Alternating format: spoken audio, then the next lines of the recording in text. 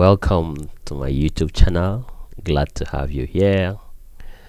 If you have not subscribed, go hit the subscribe button, turn on the notification so that you can get notifications whenever I post a new video. So today I will be talking about a very interesting topic, and it's going to be about Nigeria, renewing Nigeria. I'll be outlining certain steps that each of us can take collectively or individually as citizens of our nation for us to see the type of nation that we envisage, the type of nation that we will be proud of, and the greatness that Nigeria can be and should be. We all have a role to play. We all have a part to play. It's not just for politicians. It's not for our leaders. Our leaders, after all, are from amongst us. So for every time that we throw the blame on our leaders, it only speaks of either the good or the bad job that we have done as individuals or as citizens of our nation. So I'll be outlining certain key principles that are essential for us to make the Nigeria of our dream, that will enable us to renew Nigeria to the country that we can be proud of, to a valuable nation.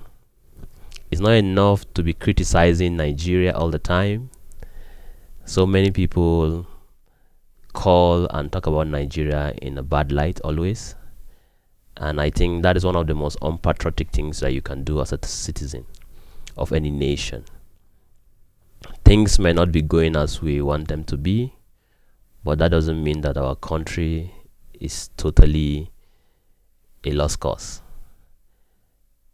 We must redeem our nation if we want to be proud of it. We must play our part as individuals, as citizens of a Nigeria that we can be proud of. So let's get into it. So the first thing I want us to take home today, or to begin to practice, is restoring respect for the land and the people. As citizens, the perception we give of our land or nation is what others will see our country as. Now, when you go to the social media, you look at what people write. Most of the time when they want to complain, they want to criticize about the state of things in Nigeria, they have mentioned all sorts of unprintable names or ideas that they have about Nigeria, or their perception or belief about Nigeria. And that is one of the most terrible things that you can be doing, because how we as citizens perceive our nation and our land is how others who are not Nigerians will perceive Nigeria. So we can't continue to label Nigeria in a certain way and expect that others should have respect for Nigeria or for even its people. We have had people who have come on the social networks and they have complained of how they are being treated in other countries, from the airport and all, once they mention that they're Nigerians. Now, these are perceptions that we have sold over time, and we believe that people should take us seriously, or they should treat us differently based on a different perception which we have not yet sold to them or market to the world. So today I want to say this day that anytime you find yourself making negative remarks about Nigeria or insulting the nation Nigeria, just know that you are just an unpatriotic citizen who has not understood the value or the respect for our land. You are a representation of what Nigeria is, or what Nigeria can be or should be. So how you want Nigeria to be treated is how you should carry yourself, is how you should speak about Nigeria. You should be proud about the nation, even if things are not the way they should be. Speak about Nigeria with pride, that others will also be happy and say, are you sure this is Nigeria that we see in the media or that is being reported? So in any way or form, do not disrespect the land. Seek not to disrespect even the people or the citizens of your nation. It's rather unfortunate when you go and see in embassies, if you have tried to go and get visas, you see, fellow citizens or Nigerians who work in embassies. There is a certain behavior that an attitude they have in the way they treat their fellow countrymen. Sometimes you'll be wondering, like, are these staffs trained? Is this how you deal with customers? Your fellow countrymen, just because you are going to provide a service to them, and then you talk to them without any form of decorum. You treat them as if they are a piece of garbage. They have no self-worth before you.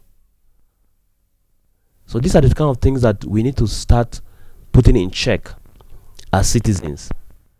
So do not belittle your country and expect others to respect it. I repeat again, don't ever belittle your country and expect others to respect it. Don't even belittle your fellow countrymen. Because the level at which we will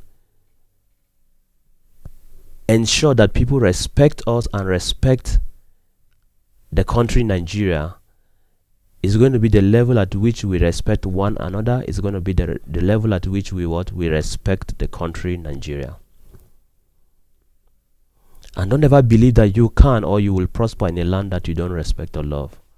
So our love and our passion for Nigeria has to be greater than whatever is happening.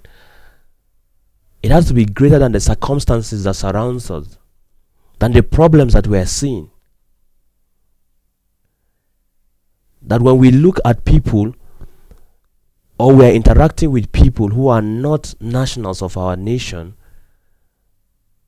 they will want to visit our country, or they will want to say, look, what I have been hearing or what the media has been projecting about Nigeria is not true, because I have met somebody who is proudly speaking about his country. I mean, Nigeria must be a very good place to go. I want to go and see it for myself. Because our case is not totally a bad one. We are not a country that has completely lost it. There is still some good that can be found in our nation. So let's magnify that good. Let's project that good so that our country can have a good perception. And wherever we are ambassadors of our nation. So we should be the representation of that good in our nation. Secondly, we need to identify the root of our national problems. Because until we identify the root of our national problems, we cannot renew Nigeria. We cannot come to the place of where we are talking about national transformation that we want.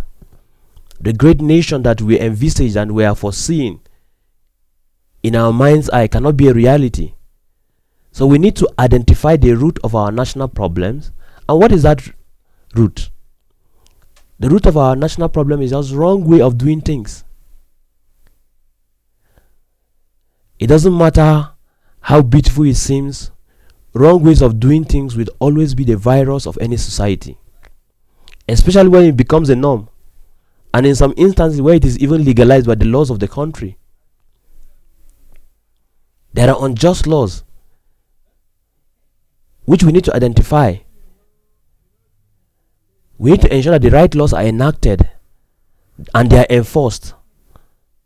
Look, while we pray for God's intervention in changing the heart of men, we must also do our part.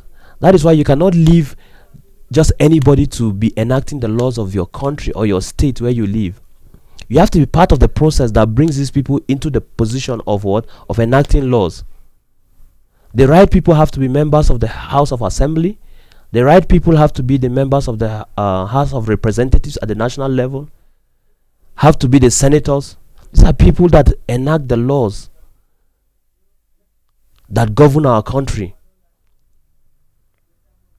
So you need to be part of that process that makes this possible, so that we can ensure that the right laws are in place, and we are ensuring that when we are praying and asking God that, look, change the heart of men, that they will be law-abiding citizens, that there will be men that want to do the right thing, whether somebody is looking or not. Because there is no way we will continue to pray for men to do the right thing, and then our law gives people opportunity to continuously do wrong and get away with it. It's not going to work. So identifying the root of our national problems, which I have stated, which is our wrong way of doing things, that we have normalized. We see it as being normal. People these days don't even see it as a problem when they run over the red light at the traffic stop. People don't see it as a problem when they throw things indiscriminately without taking things to the proper dustbin or finding a waste bin to dispose of their waste. And they feel very okay. And this is you projecting and wanting that the society should be a law-abiding society. But you as a person, are you a law-abiding citizen? Do you ensure that you want to do the right thing at all times? Doesn't matter whether somebody is looking at you or not. How do you want to be part of the problem instead of being part of the solution? And then you want to complain at the same time that things are not working, that the nation is this and that. So for every time you complain, ask yourself, are you ready to be part of the solution to the problems that you are constantly complaining about? So if the law of justice, relationship and responsibility are broken, a country is bound to be in a mess, and its plans will continue to fail. So we must ensure that justice is upheld. Even in the way we deal with one another, we should ensure that we do it with justice. That what is good for you is also good for the other person. It should be a win-win situation. Don't look to cheat your neighbor. Don't always try to want to ensure that you are the smarter guy in the transactions. Ensure that when you are relating with people, that you are doing it from a place where it is not about, a relationship where somebody must be losing for you to be gaining. No. It should be a relationship where there is a win-win. There is mutual benefits between you two. That one person is not suffering as a result of that relationship. And then you should ensure that at every point in time you are holding yourself responsible and accountable to doing the right things. So we must as citizens begin to do right in our little corner. And the ripple effect will sum up to a whole and translate into the laws and the right ways of doing things for our country, Nigeria. This is the way we will build the Nigeria that we want. It's not just about speaking grammar. It's not about talking. It's about actions. It's about actions, putting actions to our words. That when we say we want the right thing, we should ensure that we are also doing right. That is not something that we just speak with our mouths. No, it is that we as individuals, we are an embodiment, we are a walking example of right ways of doing things. That wherever you are, if you are in a place, you ensure that justice is meted to the next person. That in every situation you try to be fair. That in your relationship with people, you ensure that people would become better off because they are relating with you. That there is a win-win situation. And that you are holding yourself responsible at all times. That every action, you know that, look, you have to be responsible in your actions. Thirdly, changing the hearts of people. Because by the time we start doing these things, we need to come to a place where the hearts of people need to be changed. That we can build a beautiful city, we can build a beautiful country, we can do great infrastructures, we can put great policies and laws. But if ultimately the hearts of the people of the country is not changed, people will continuously violate the laws, people will destroy infrastructures. For example, recently I live in a city of Kaduna where the governor has done a lot of road infrastructures. Now, just for people to move from a point where they will go and take the proper U-turn, you will see people, because the distance from where they are coming from is next to another U-turn, but it's a wrong turn when you take that U-turn from that angle. People still take it because there is nobody that is there to say what? Turn and follow the right way. And we don't see how that is an irresponsibility on our part that we want until there is the law enforcement agencies before we will do the right thing. So in changing people's heart, leadership has a role to play here. And unless leaders, and I mean, when I talk about leaders here, I'm not just talking about those who are politically elected or appointed, but anyone who influences either a person or a group. That person will teach by their actions the right ways of doing things. It is only when we begin to take this as a personal responsibility that is when our nation can be renewed.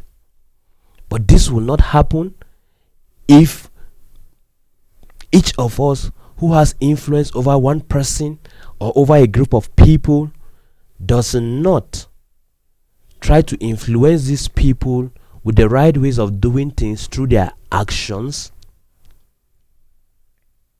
by teaching them what is the proper thing to do, by showing them through your actions this is the right thing to do. So we must have citizens who are willing to do the right thing even at great personal expense. That when you go to a place, you see people doing the wrong thing, don't join them. The crowd is not always right. When you know that this is not right, be the example. Show these people that this is the right way to do this. That because people are jumping queue does not mean that you must join the queue. You must jump the queue. When people are cutting corners does not mean that you will cut corners. When you go to your office or to your job, you don't try to be the frustration of another person. You are a civil servant. You can't be in your office and you are the person who is holding people's files. If everybody is doing it, doesn't mean that you have to do it. The change should start with you as an individual. Do what you are paid for, the property, that people don't have to go extra miles, don't have to lobby, don't have to pay a bribe for them to get their files moving.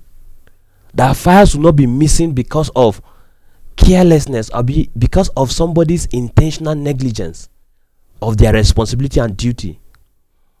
This is the way we can start transforming our nation one person at a time. So that holistic change we are looking for, it has to start one citizen at a time. Sometimes it will come at a cost to your person. But the most important thing is that you will know that you can go to bed at night knowing that you did the right thing. And that you have contributed a little to national transformation and renewal. So start with basic things, everyday things like don't beat red lights at the traffic stop. Don't jump queues. Don't bypass your prepaid meter. It starts there. As we say, don't follow one way. Don't try to shortchange your fellow citizen in any way, either in personal or business dealings. This is the way we start changing hearts. So start with you. Do a heart surgery for yourself. Then you can talk to other people. You can now be bold enough. You can have the moral courage to speak to other people and say, look, this and this is not right. Let's do this thing because our nation depends on this. The great Nigeria that we want, this it depends on. So don't expect to act anyhow and then believe that Nigeria should be a better country. If everybody in Nigeria is behaving the way you are behaving, what type of country are we going to have? That's the question you should ask yourself. So number 4, in our quest for renewing Nigeria, or for a national transformation to happen in Nigeria, is pursue unity. We should pursue unity as a people. Any country that is divided against itself will not make much progress or development. We have always heard people say what? That our strength is in our what? Is in our unity.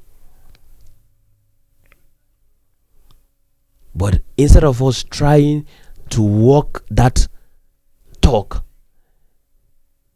it's like we have decided that we are going to go against that very principle of unity. And that's why we have a lot of agitations from the north, from the south, from the east. Everywhere you go in the nation, people are agitating for one thing or another.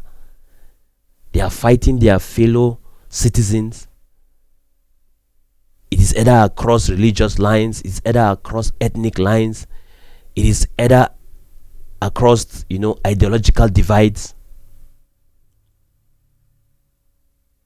It is either, across social standings in society. We are trying to outdo each other. Instead of collaborating and cooperating, we are trying to outcompete each other.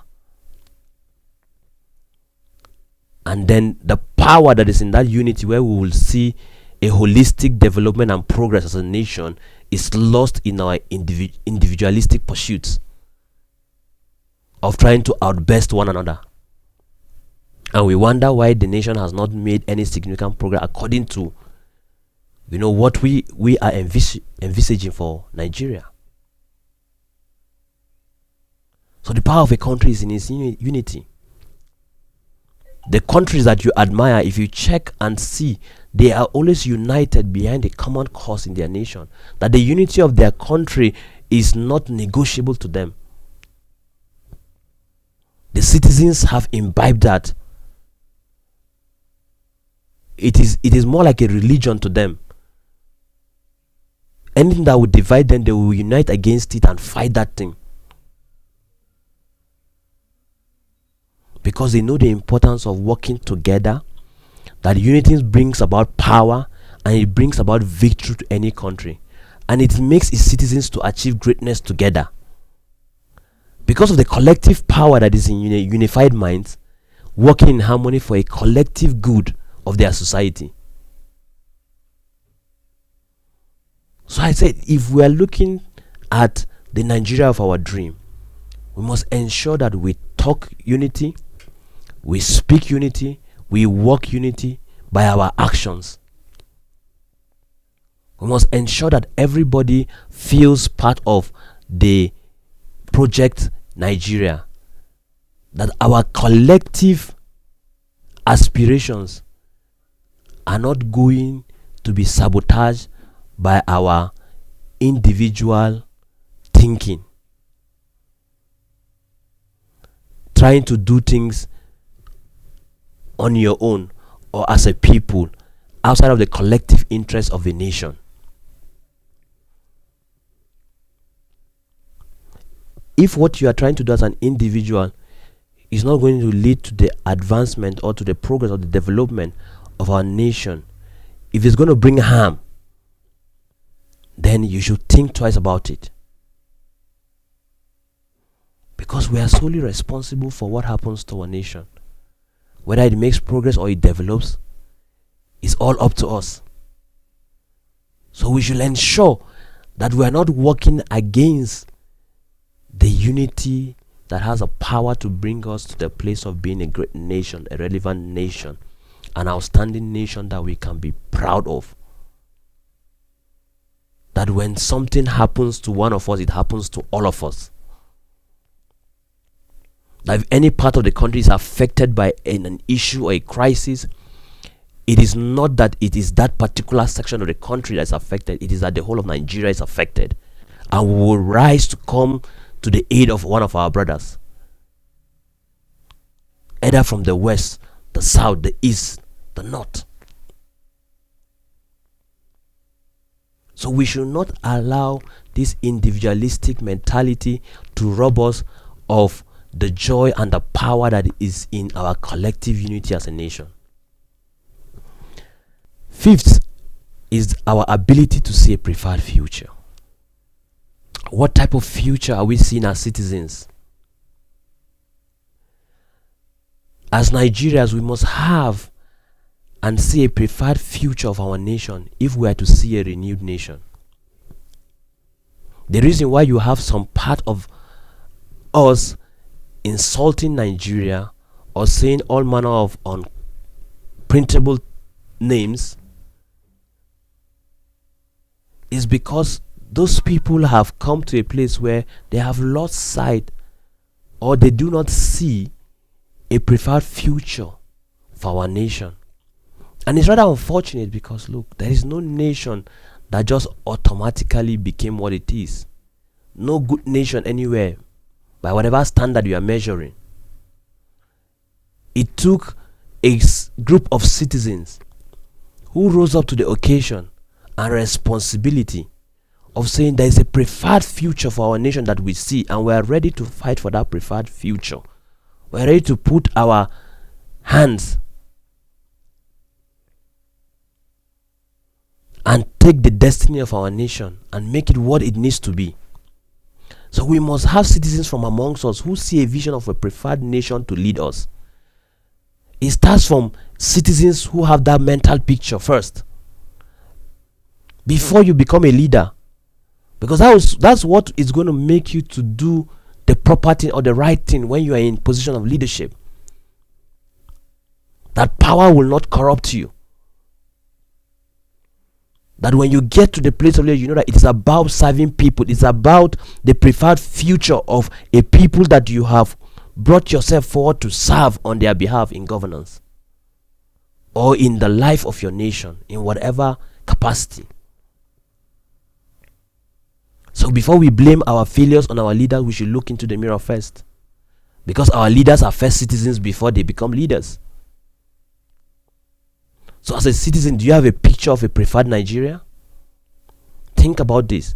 Are you conducting yourself and your affairs in line with that preferred national future for Nigeria? Because if you don't have this mental picture of a preferred future for Nigeria, then your actions is not going to be commensurate with that preferred future. So anything goes for you.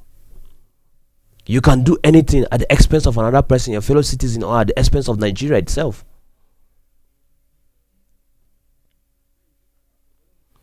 So we do not have a right to neglect the future of future generations. We might think we do, but you don't. As long as Nigeria is concerned, or any nation of the world is concerned, nobody who is a citizen of a nation has a right to neglect the future of future generations. That every action that we are embarking on, we should think about it. How will it affect future generations? That is why you have people over the world who are fighting global warming, who are talking about environmental degradations and issues that affect the environment, that if we don't sustainably use the resources of the earth, we are going to come to a place where the earth will be inhabitable for people. That people cannot live on the earth if we continue to use the resources the way we are going. And global warming is going to be a challenge. There are people. And there are people that are saying no to poverty, no to hunger, zero hunger. Some of these global problems are enshrined in the Sustainable Development Goals.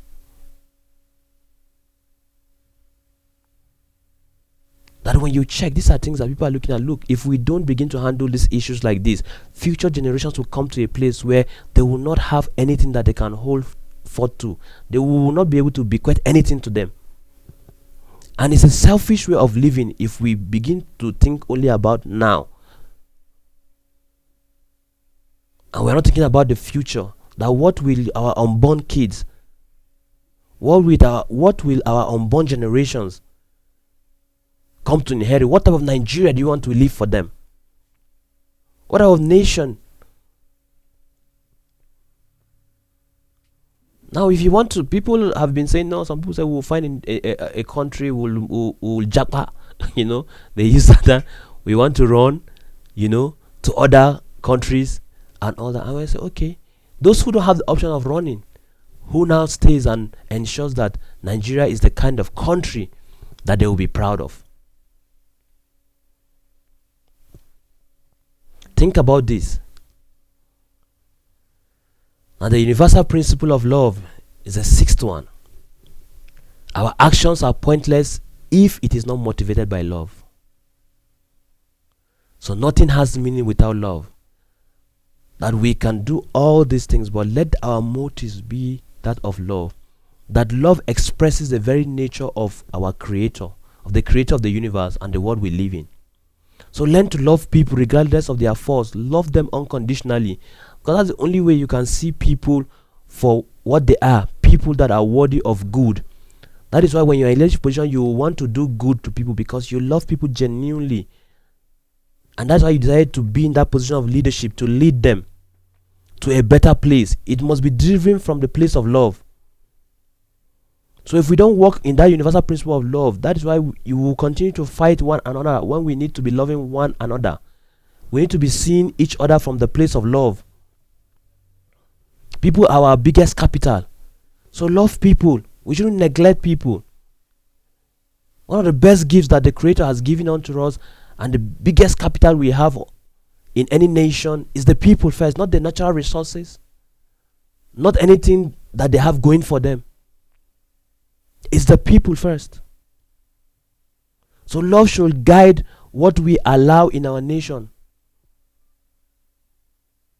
If love guides us, we will not allow lawlessness to flourish. If love guides our action, we will not be in a place where we will be unruly. We will want order. We will choose order at all times. We will choose the right ways of doing things. So leaders alone cannot deliver a nation. The people of the nation must also be taught to live right. So practicing right ways of doing things, definitely obeying the laws of the country that will serve for the good of the entire nation, is the way to go. If our nation has citizens that do right, we will have a government of leaders that also do right. So right ways of doing things develop nations and make a nation valuable. It elevates a nation. So Nigeria can be renewed by the actions of our citizens who choose to do and practice right ways of doing things. Let's not give up on Nigeria. It's my encouragement to my fellow citizens. We have a role to play. So let's do the best we can. Let's walk right. Let's live right with one another. Let's ensure that we're enshrining and walking in the right ways at all times, whether somebody is looking or not. In the end, we're all answerable to our Maker. Whatever you believe in, I'm sure you believe in a judgment, whichever God or religion you practice. So think about it.